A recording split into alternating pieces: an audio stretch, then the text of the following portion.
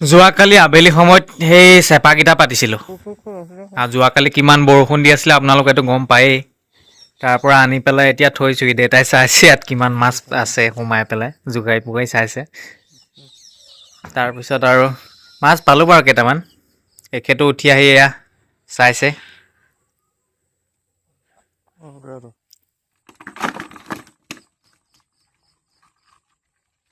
এইটো ডাঙৰ চেপাটোত ইয়াত ইমানকেইটা ওলালে।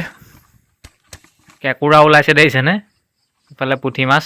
মাছকেইটা কিন্তু পূৰা তাজা তাজা ফ্ৰেছ, নতুন। এবাৰ যোৱাকালি প্ৰথম পাতিছোঁ চেপা আৰু প্ৰথমে যাত্ৰা ভাল। আৰু এইটো সৰু চেপা।